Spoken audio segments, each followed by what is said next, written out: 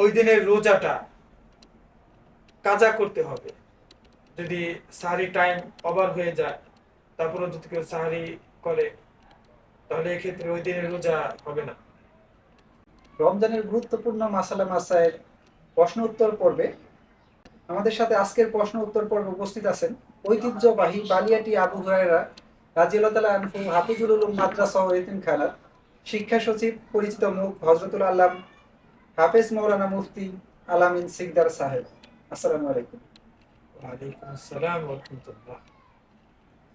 প্রিয় বন্ধুরা, আমরা আজকে যে প্রশ্নগুলো নিয়ে উপস্থিত হয়েছি, আমাদের অসংখ্য দর্শক বন্ধুদের মাঝখান থেকে যে প্রশ্নগুলো এসেছে তাদের মাঝখান থেকে আমরা কিছু প্রশ্ন এখন নিব।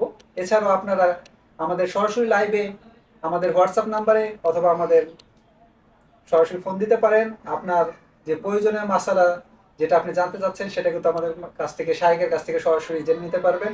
এজন্য অবশ্যই স্ক্রিনে দেওয়া নাম্বারে কল করুন অথবা মেসেজ করে আপনার মনের প্রশ্নটি জানিয়ে দিন, আমরা শায়েখের কাছ থেকে উত্তরটি জেনে নেব ইনশাআল্লাহ। শায়েখ, গর্ভবতী নারী অথবা দুগ্ধদানকারী মহিলা যদি রোজা রাখতে ভয় পায়, এই কারণে যে রোজা রাখলে বাচ্চার ক্ষতি বা সমস্যা হবে, এক্ষেত্রে ইসলামের বিধান কি?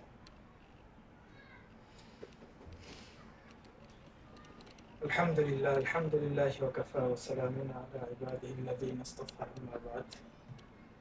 ফাকাদ ক্বালা আল্লাহু তাবারাকা ওয়া তাআলা ফী কালামিহিল মাজিদ। আউযু বিল্লাহি মিনাশ শাইতানির রাজীম। বিসমিল্লাহির রাহমানির রাহিম।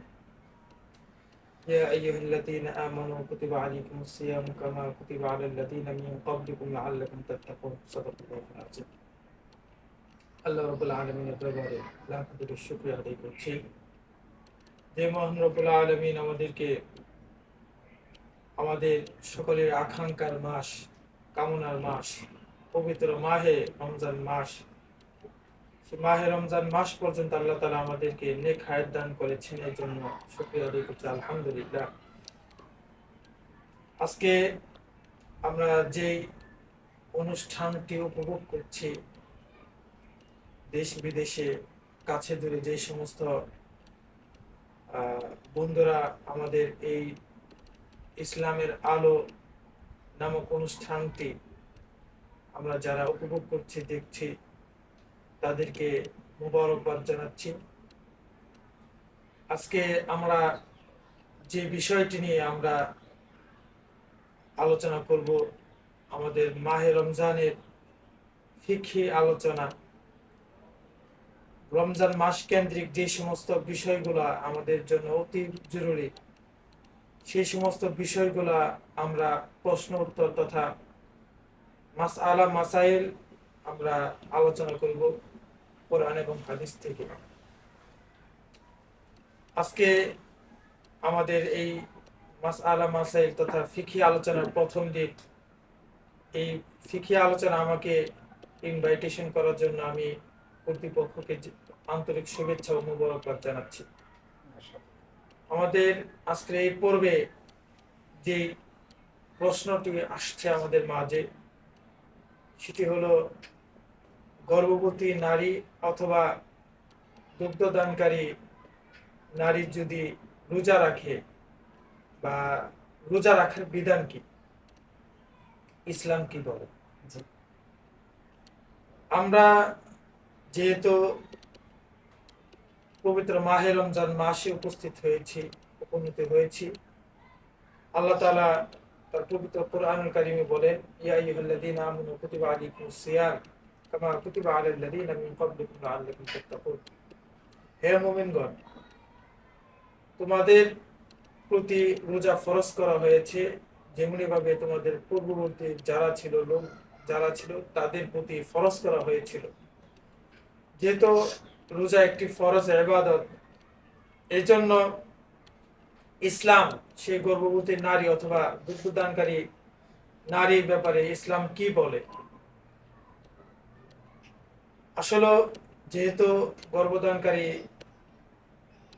নারী যারা আছে, যাদের পেটে বাচ্চা আছে, রোজা রাখলে যদি তাদের বাচ্চার শারীরিক বা কোনো যদি ক্ষতি হয়, অথবা দুগ্ধদানকারী যে সমস্ত মা ও বোনেরা আছে, দুগ্ধদান করলে বাচ্চা দেখা যায় দুধ পাবে না অথবা বাচ্চার কোনো ক্ষতি হয়, এই ক্ষেত্রে সেই মা ও বোনেরা এই রমজানের রোজাটা পরবর্তীতে সে কাজা আদায় করবে। তাকে যে কয়টা রোজা রাখতে পারবে না ওই কয়টা রোজার কাজা পরবর্তীতে সে কাজা আদায় করতে পারবে, কিন্তু কোনো কাফারা বা কোনো ফিদিয়া আসবে না। শুধু যদি 5টা রোজা যদি রাখতে না পারে তাহলে সেক্ষেত্রে 5টা রোজা সে পরবর্তীতে কাজা আদায় করবে। এক্ষেত্রে মানে 60টি যে রোজার বিধান সেটা করতে হবে না। না না না না, কোনো ফিদিয়া বা কোনো কাফারা আসবে না, শুধুমাত্র একটি পরিবর্তে একটি রোজা রাখলেই কাজা আদায় হয়ে যাবে, এই আর কি। তাহলে প্রিয় বন্ধুরা, আমরা কিন্তু শাহের কাছে অনেক সুন্দরভাবে উত্তরটি জেনে নিলাম যে দুগ্ধদানকারী বা গর্ভবতী নারীরা অনেক সময় টেনশনে থাকে বা বিভিন্ন রকম মানে তাদের শারীরিক সমস্যার কারণে কিন্তু রোজা রাখতে পারেন না, তাদের জন্য যে বিধানটি তারা খুব সুন্দরভাবে কিন্তু শাহের আমাদেরকে বুঝিয়ে দিয়েছে। এক্ষেত্রে আরো কিছু আছে? না, এই ক্ষেত্রে এতটুকু। জি, আমরা তাহলে আরেকটি প্রশ্ন নিতে পারি। জি। প্রশ্নটি হচ্ছে সাহরি বা ইফতারির আগে পরে হয়ে গেলে মানে ইসলামের বিধান কি? মানে সাহরি এবং ইফতারি যদি আগে পরে হয়ে যায় তাহলে ইসলামের বিধান কি? আগে পরে বলতে মানে কেউ সময় শেষ হয়ে গেছে সেহরি কিন্তু করে ফেলছে, কিন্তু পরবর্তীতে ঘড়িতে দেখছে যে না সেহরির সময় তো অনেক আগে চলে গেছে, অথবা ইফতারির সময়টা আসার আগেই সে ভুলবশত বা যে মানে দেখার ভুলের কারণে খেয়ে ফেলছে। আলহামদুলিল্লাহ, আমাদের আরেকটি প্রশ্ন আমাদের মাঝে উপস্থিত হয়েছে। অনেক ক্ষেত্রেই দেখা যায় আমাদের সেহরির যে টাইমটা আছে ওই টাইমটা ওভার হয়ে যায়, তারপর আমরা অনেকেই খাবার আহার করি। অনেক সময় দেখা যায় ইফতারির সময় হয় নাই কিন্তু আমরা আগে ইফতারি করে ফেলি, এটাই তো প্রশ্ন। জি। এক্ষেত্রে ইসলামের বিধান, ইসলাম গুরুত্বপূর্ণ, আমাদের ধর্ম ইসলাম, সেই ইসলাম ধর্ম আমরা যে পালন করি সেই ধর্মে আমাদের বিধান হলো আমরা যারা সেহরি এবং ইফতারি আগে পরে করে ফেলি তাদের জন্য করণীয় হলো ওই দিনের রোজাটা কাজা করতে হবে। যদি সাহারি টাইম ওভার হয়ে যায় তারপরে যদি কেউ সাহারি করে তাহলে এক্ষেত্রে ওই দিনের রোজা হবে না। কারণ কি, রোজা আমরা জানি রোজার পারিভাষিক অর্থ সুবে সাদিক থেকে নিয়ে সূর্য অস্ত পর্যন্ত স্ত্রী সহবাস, কোনো খাবার গ্রহণ করা বা কোনো অশ্লীলতার কাজ থেকে বিরত থাকাই হলো রোজা। তো যেহেতু সুবে সাদেক থেকে নিয়ে সূর্য অস্ত পর্যন্ত আমরা এর ভিতরে যদি আমরা দেখা যায় কোনো খাদ্য গ্রহণ করি তাহলে এক্ষেত্রে তো সেহরি এবং ইফতার আগে পরে হয়ে যায়। এক্ষেত্রে আমরা ওই দিনের আর রোজাটা রাখতে পারবো না, আমাদের রোজা হবে না, আমরা এর পরবর্তী আমরা এটা কাজা আদায় করতে হবে।